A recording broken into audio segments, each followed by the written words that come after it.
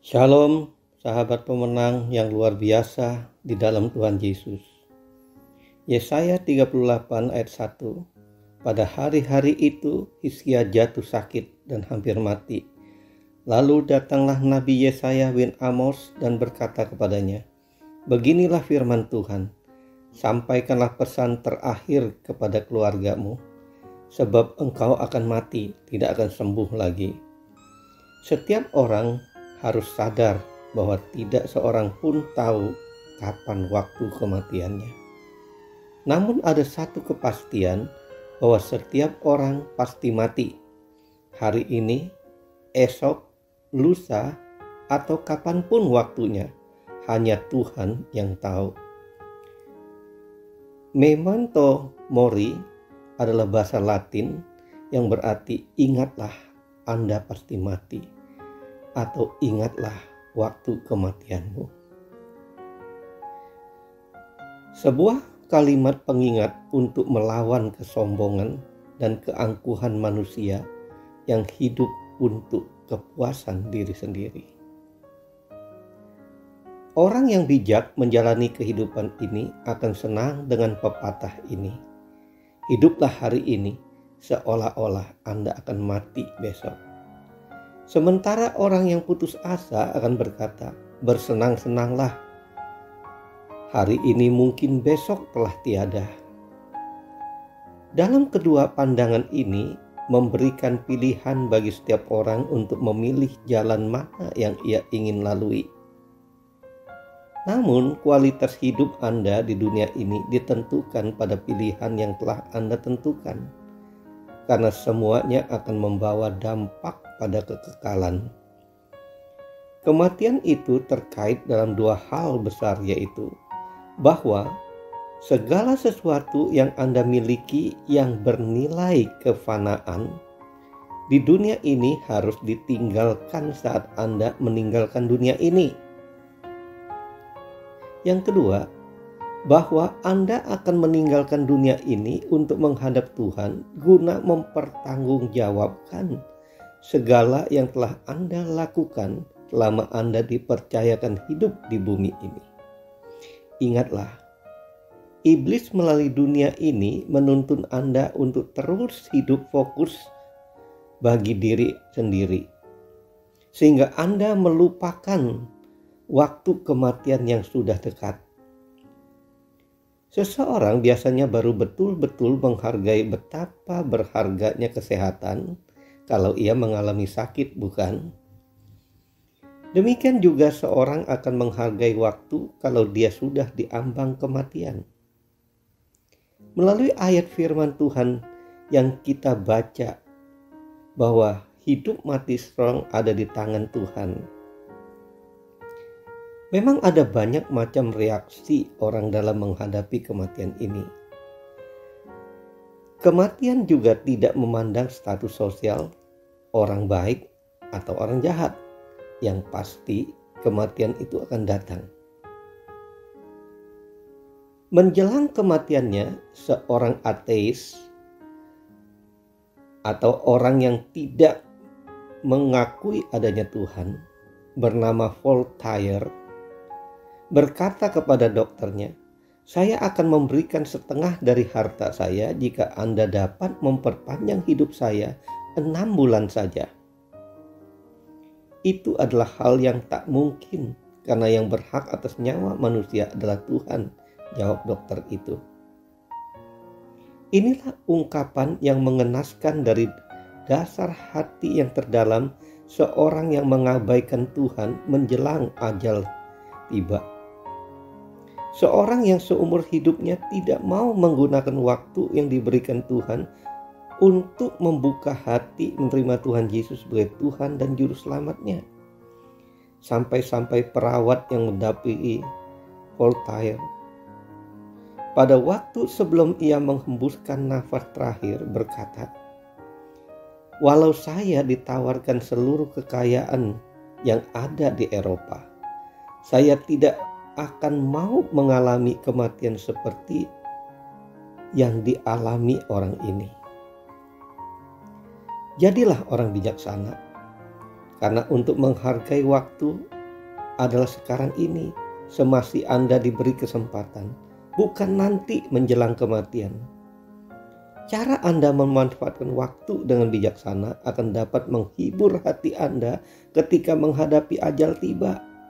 Karena Anda telah menggunakan waktu dengan bijaksana untuk berdoa, memuji, menyembah Tuhan, membaca Alkitab, dan berusaha melakukannya untuk hidup semakin serupa dengan Tuhan Yesus. Maka Anda tidak akan menyesal.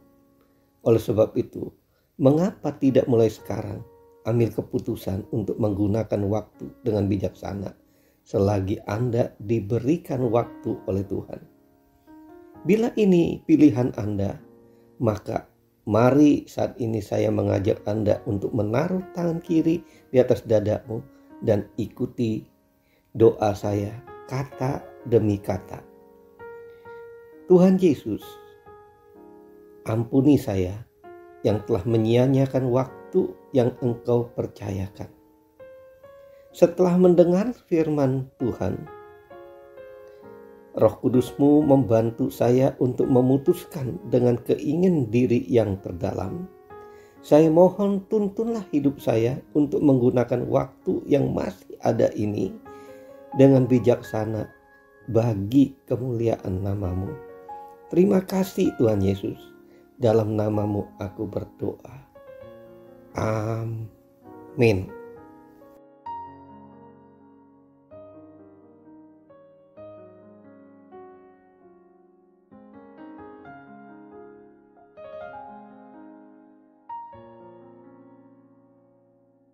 Shalom Bapak, Ibu, Saudara-saudara terkasih. Di dalam Yesus Kristus, perkenalkan nama saya Vina Kristiani. Saya berasal dari keluarga Kristen. Kesempatan kali ini saya mau bersaksi tentang kehidupan yang saya alami. Di umur saya yang 24 tahun ini, rasanya saya sangat bersyukur karena Tuhan Yesus sangat melindungi saya dan saya telah dibela oleh Tuhan Yesus. Saya mulai sekolah di SD negeri 6 tahun, lalu kemudian pada saat SMP dan SMK, kedua orang tua saya memasukkan saya di sekolah Kristen. Tujuannya agar saya bisa lebih mengimani kekristenan tersebut. Tetapi sepertinya itu sangat bertolak belakang oleh saya karena saya itu males ke gereja, lalu saya jarang berdoa, dan saya juga jarang membaca firman Tuhan.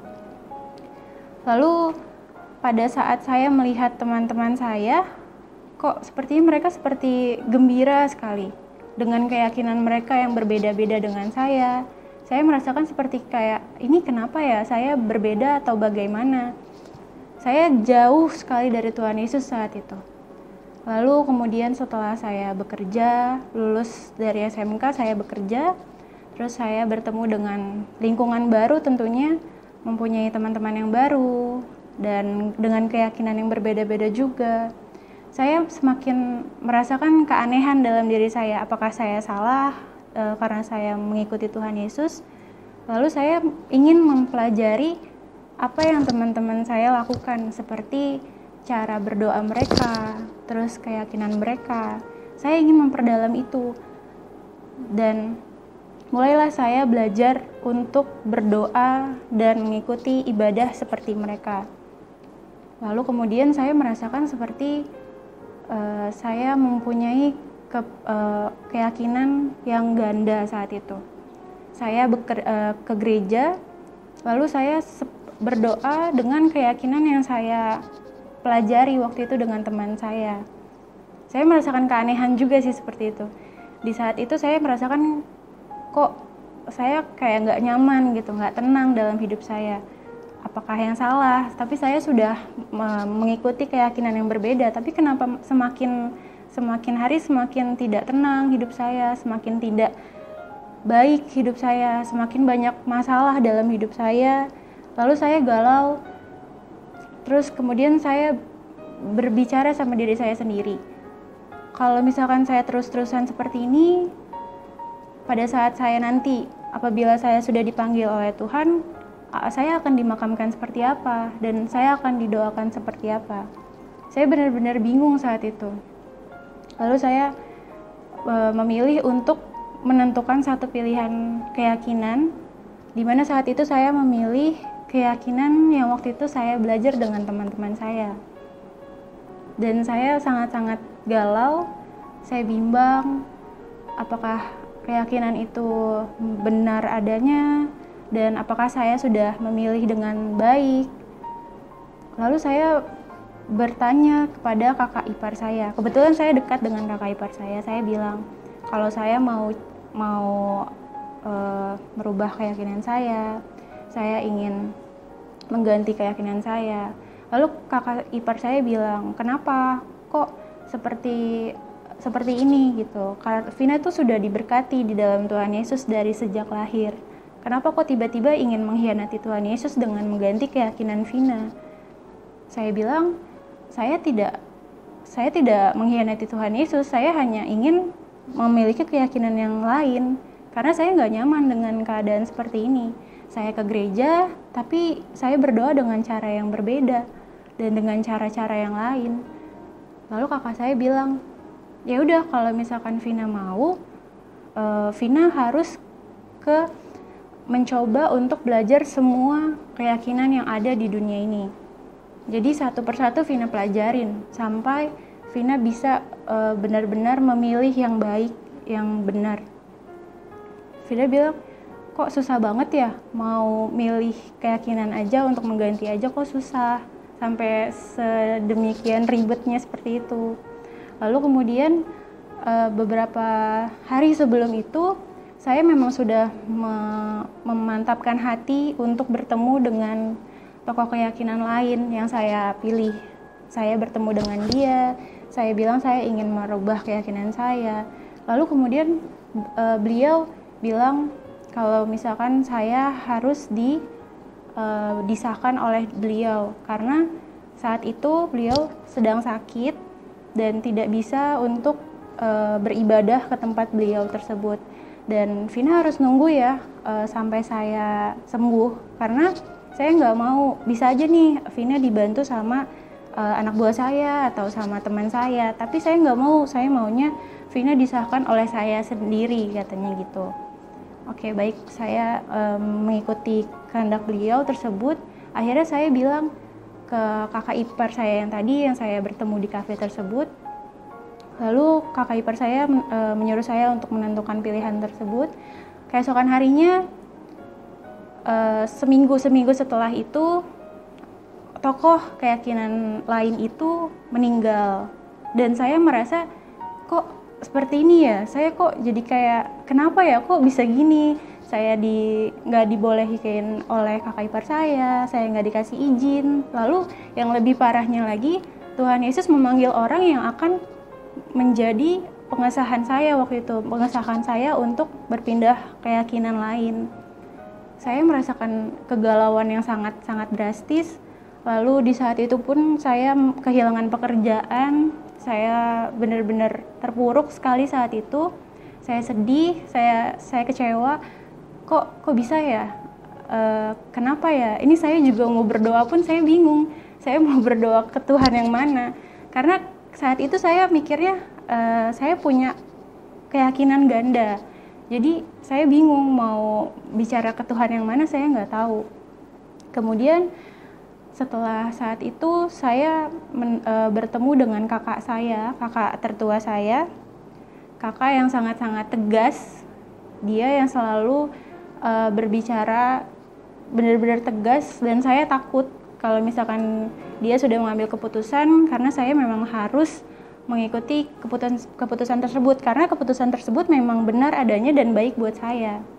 Lalu saya berbincang dengan kakak saya dan secara tiba-tiba memang tidak disengaja, om dan tante saya yang hamba Tuhan juga datang bertemu dengan saya. Lalu saya didoakan, saya didoakan dan saya benar-benar merasa terberkati saat itu. Rasanya saya ingin sekali kembali kepada Tuhan Yesus, tapi saya tuh benar-benar udah kayak berdosa karena selama ini saya sudah mengkhianati Tuhan Yesus dengan mencoba untuk belajar doa-doa yang lain. Saya ngerasa Tuhan, saya nggak pantas kalau misalkan saya harus berhadapan sama Tuhan Yesus lagi untuk mengikuti jalan Tuhan Yesus lagi kalau misalkan saya belum dibaptis. Karena selama ini saya kan merasakan kalau misalkan saya itu punya keyakinan ganda seperti itu. Jadi saya bingung. Saya ingin balik lagi tapi saya takut, saya ragu gitu. Saya pantas nggak sih jadi anak Tuhan Yesus kembali gitu. Lalu om dan tante saya bilang jangan takut karena kami akan menopang semuanya dan kami akan membantu. Saat itu benar-benar saya tuh sedih banget. Terus saya tuh ngerasa Tuhan Yesus baik banget sama saya karena udah mendatangkan keluarga yang sangat-sangat baik buat saya. Saya benar-benar ngerasa diberkati Tuhan Yesus. Saya diampuni dengan cara saya balik lagi, terus diberikan orang-orang yang baik dalam hidup saya punya support system yang baik. Kemudian saya bilang kalau saya mau dibaptis, dan om saya pun ikut menolong saat pembaptisan tersebut. Lalu pada saat itu kakak saya sebelum-sebelumnya membuat kolam ikan. Memang om saya kan mau membuat kolam ikan di rumahnya. Lalu saya dibaptis di kolam ikan tersebut pada saat pertama kali kolam ikan tersebut sudah jadi. Jadi benar-benar kayak Tuhan Yesus tuh sudah merancang semuanya kalau misalkan memang ini semua terjadi. Dan saya sangat bersyukur pada saat saya dibaptis, saya merasakan kalau saya tuh selama ini sudah diberkati ya. Saya bilang sama diri saya sendiri, Tuhan Yesus, Vina minta maaf banget kalau misalkan Vina tuh udah jahat. Vina udah pengen mengkhianati Tuhan Yesus berkali-kali. Tapi Tuhan Yesus tuh gak pernah marah. Bahkan Tuhan Yesus cari Vina sampai ketemu lagi. Itulah kenapa Vina sekarang di sini bersaksi, dan Vina pengen kalau misalkan semua orang yang mendengarkan ini bisa merasa terberkati juga.